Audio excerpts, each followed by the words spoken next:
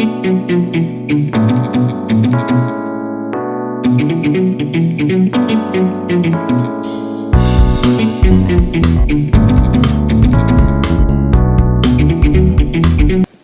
into the Triple Option. I am Paul Catalina alongside Jack McKenzie once again.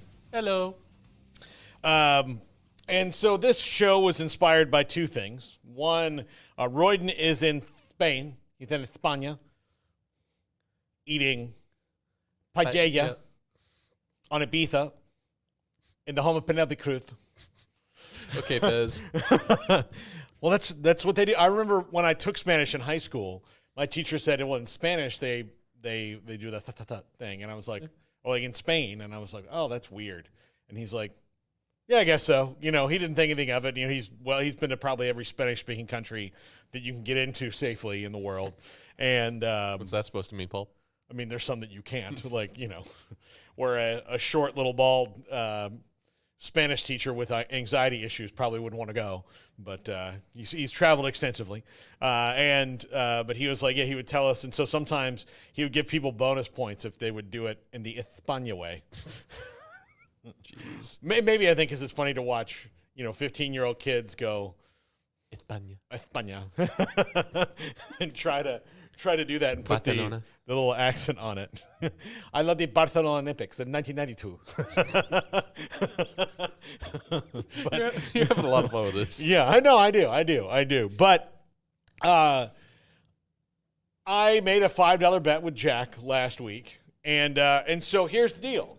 I'm going to, in the break, because I don't want, unless Jack wants his Venmo out there on the air. No. So in the break, I'm going to Venmo Jack $5 because I was feeling weirdly confident that history would hold to itself and Duke would not beat FSU. The future is now, old man. Yeah, it is absolutely now.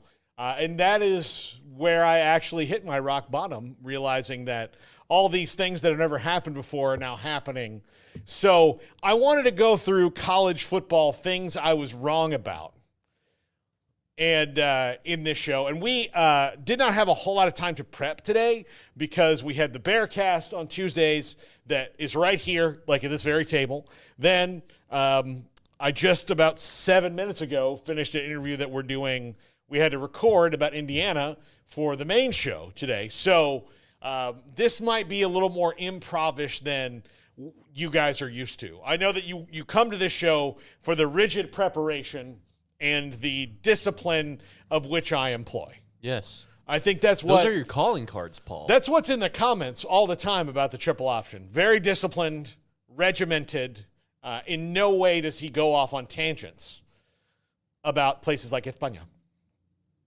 So I will cop to something, and then Jack is going to chastise me for it or tell me that it's okay. No, I would have done the exact same thing you did, honestly. Okay. If that was my team Yeah. with that kind of history, I would have been like, no, there's no way. Yeah. We're not. Yeah. And Paul wasn't even that animated in fighting against me. He was just like, no, like, we just shouldn't. Yeah. And honestly, if you watch the game, there were points in that game where I was like, I'm going to win $5. All right.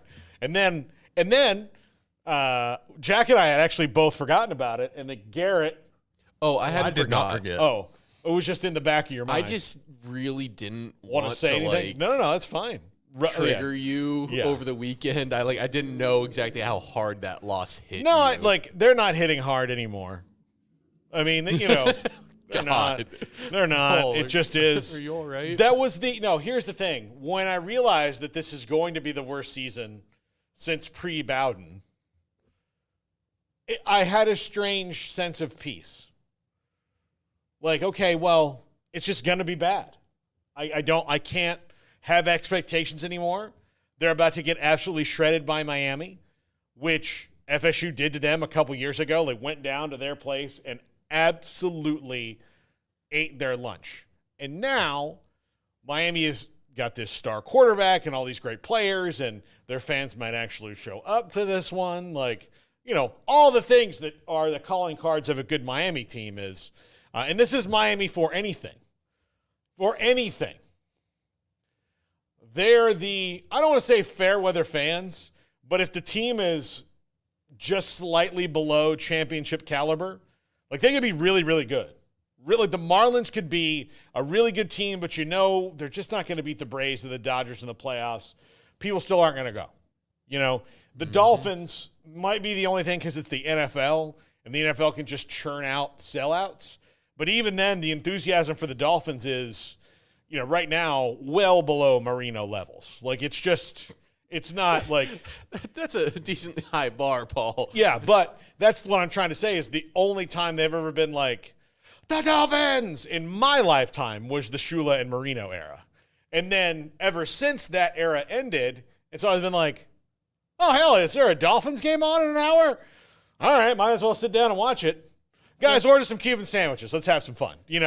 That's basically it. So Miami is a city, and look, the university has felt this pain for a long time. They're either, if they're the U, which they have not been for a long time, if they're the U, then everybody's in. If they are any shade below the U, like almost the U, on the way to being the U, on the way out of being the U, unless they are at full strength, nobody gives a shit. There's always a cooler, newer, hipper club going off. Yeah. Well, in Miami. Well, just there's something fun to do in Miami. And if the sports teams aren't successful, they're not the fun thing to do. No, and I would say Miami and LA are specifically this because you can be on a boat really fast. Boom, all you have to do is call you either have a boat or you have at least 5 friends with boats, and then you call them and go, hey, when's the next time we can get on the boat? And they're like, I'm leaving in an hour. And you're like, all right, come along. I'll bring the beer. Great. Okay, awesome. Then you can be on a boat in the beach just like that. LA, same kind of thing. And so while there are other cities like New York and Chicago where there's tons of stuff to do, you can't just be in the ocean. And if you are, in New York, you technically could be, but you don't want to be. It's not like it's going to be nice. But, okay, so here are some things I was wrong about. The first thing, and I'll just start with Miami, I thought they would take a silly Mario Cristobal-inspired loss by now. They should have. The last 3, they had the frankly opportunity to. They have not. Now, would it be full Cristobal to lose to the worst FSU team in 45 years? Yes. Yes, it would. Or more, almost 50 years. So, yes, it would. But, let's face it, that's not going to happen because FSU can't block, they can't catch, and we're not sure if anybody can actually throw. So, they also can't create turnovers. And I'm just in here wondering with this Miami team, so are they worse than their results have been because they keep just finding ways to get away with it? Or are they better because they're able to get away with it every time, and eventually they're going to stop getting away with it? That's what good teams do, right? They're going to stop having to get away with it. Yeah. They'll just start winning games outright. And look, here's the thing. Their schedule is on the way out is more challenging than it has been. But if you look at, last second win over Virginia Tech, which came down to review. Last minute win over Cal that came down to just ridiculous play. And then a Louisville win that was spurred on by a reverse call that would have put Louisville in the lead, on a fumble, or at least tie. I think they would tie the game. They would tie the game on a fumble. A bad FSU team, a Duke team that I'll tell you is good but not great. They're fine. But they're they should not lose to this Duke team with their offense compared to Duke's offense. Georgia Tech, who will see who they have playing at quarterback by that time, whether it's Pyron or Haynes King, but a game where they have got to have revenge on their mind. A bad Wake team and a Syracuse team that could honestly jump up and bite them, but that game will probably look a lot like the Cal or Louisville game. But if they come out on top, so there's no Clemson in that. There's no SMU in that. There's no Pitt in that.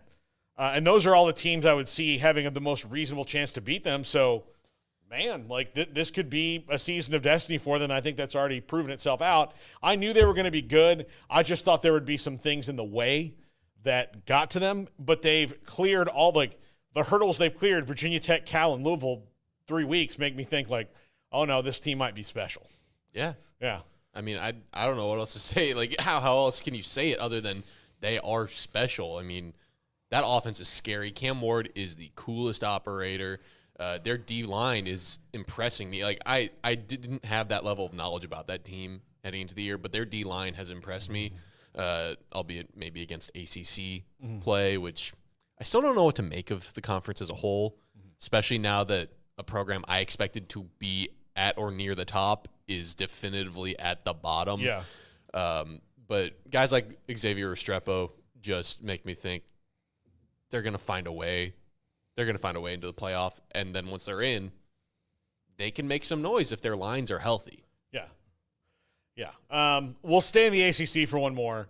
I thought Clemson was about to have the wheels fall off. Really? I did. I thought they were about to, like, the way that it looks for programs like that is you have your, I mean, because it had been a 3-year, like, downturn. And they weren't bad last year, but they certainly weren't Clemson.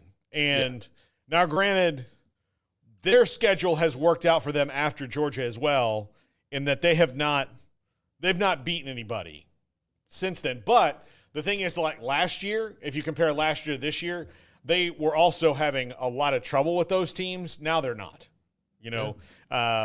Virginia gave them kind of a little scare early on.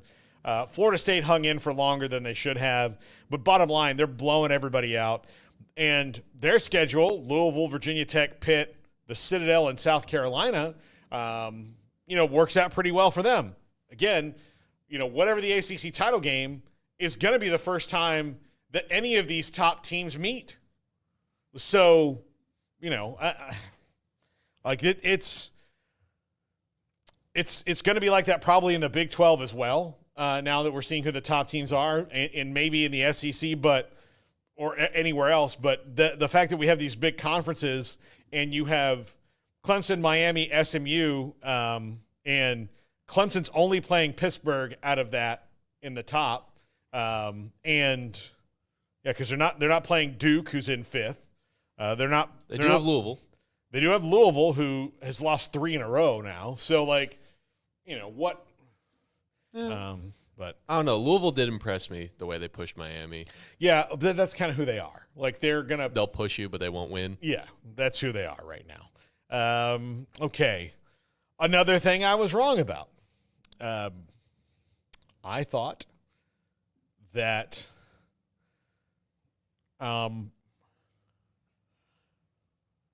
this is hard for me to say. I thought Texas's defense would be not good. I thought it would, or not to the level it was last year. I thought when you lose 2 defensive tackles like you lose, and linebackers like they lost, I thought there's no way going into a tougher schedule in this different conference that they're going to, have this kind of dominant defense. And look, the defense, for the most part, against I know that was 30 points they gave up, but that's like the combination. The turnovers that the offense gave to Georgia, to me, that without those turnovers, 1, Texas probably wins, and 2, that defense isn't giving up more than 21, 24. They picked off Carson Beck 3 times.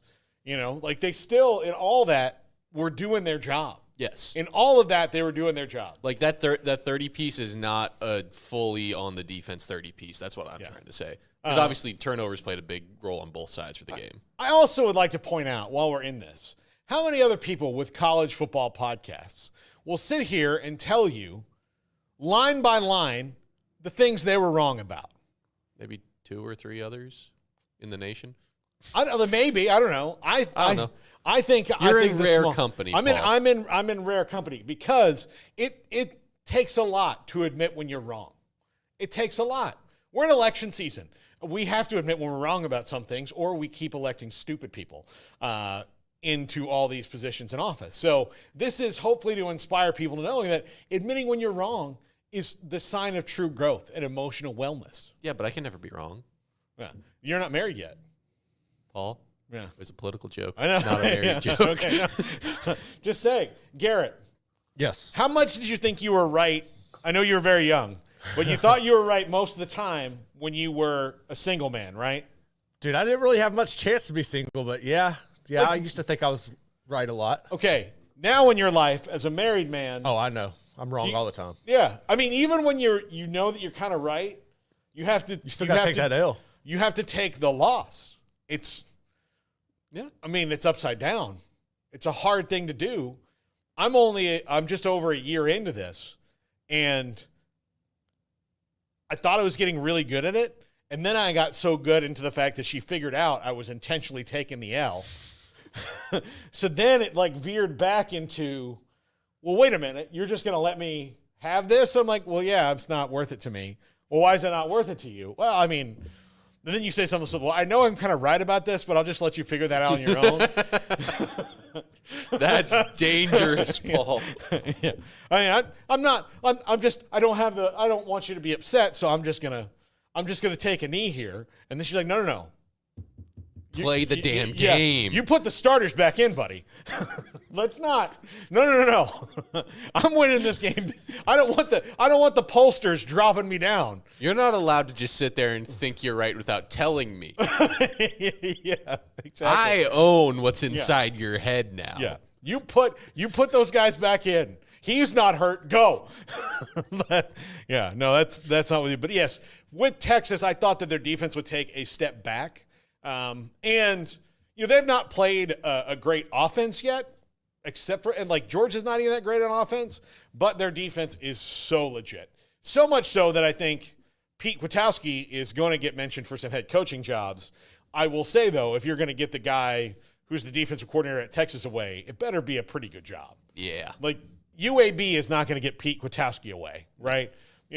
East Carolina is not going to get Pete Kwiatkowski unless he's just itching to be a head coach and needs to prove it. Here's an interesting way to frame it, because I think we're going to start hearing this as a framing for head coaching decisions and whatnot. Does he go to something below a Power 2? Like if an ACC or a Big 12 job came open, would it have to be the right one, or like?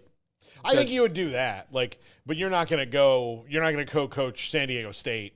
Because that job would open up, right? I mean, because you unless you're really trying to prove it, and most of the time the guys who are the coordinators at jobs like Texas or Georgia don't need to go. Like they can go to Duke. Like Manny Diaz was at Penn State, he went to Duke. Like that's what they can do. Yep. And then if he's successful at Duke, then he'll get a job. Now, granted, he was the head coach at Miami, and they fired him before they even really gave him a chance because they were like, well, we can get Mario Cristobal, so let's go get him.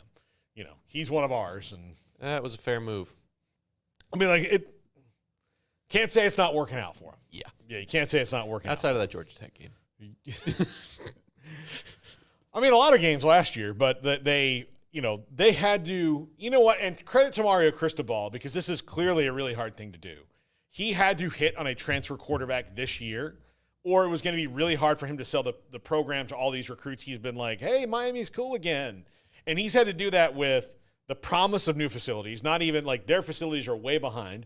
No on-campus stadium, and not one in sight.